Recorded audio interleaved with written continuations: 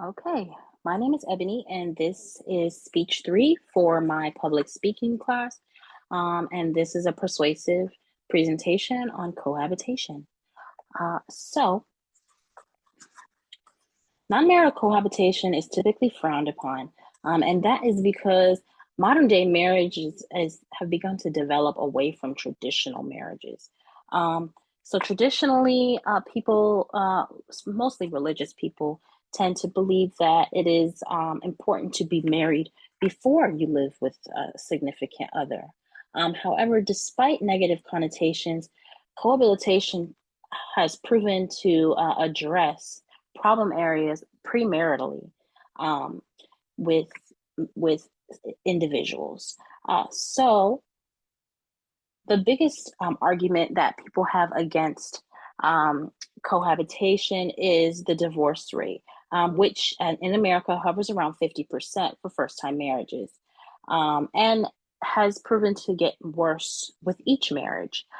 So as you go into your second and your third marriage, those divorce rates do get higher. So the question is, could cohabitation effectively make marriage last?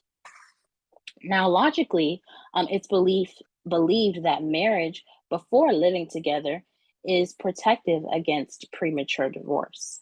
However, there are studies that have proven that that is not necessarily the case because according to the University of Denver, cohabitation develops relationships, and it makes it easier for individuals to have a joint ability to problem solve and navigate stressors together, which build confidence in a relationship before marriage.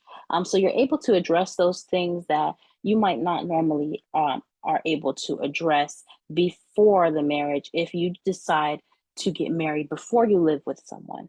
However, ethically, religion and tradition is the most prominent basis for marrying before making those major life decisions.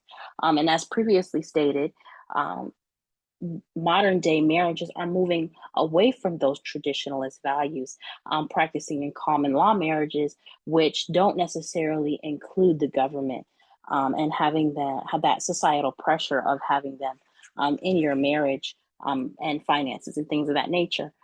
So bandwagoners tend to follow traditional values with belief that it must have worked for others, so it must work for them. However, the most prominent argument with traditionalists is, or with traditionalist belief against cohabitation, has not positively affected the divorce rates.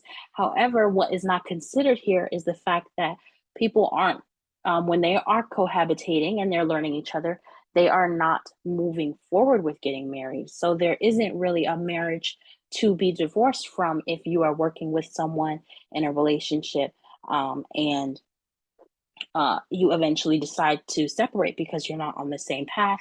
You didn't take that step of getting married and having the government involved in your relationship.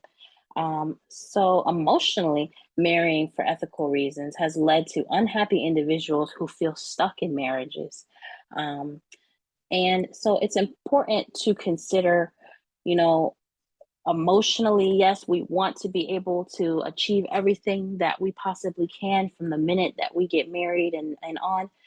However, we also have to consider the fact that it might be beneficial to know the person that you're getting married to before you actually marry them in every way. So, living with them, knowing their finances, knowing their emotions. So, imagine a marriage where you learn each other before getting married. The benefits of cohabitation outweigh the negative immensely.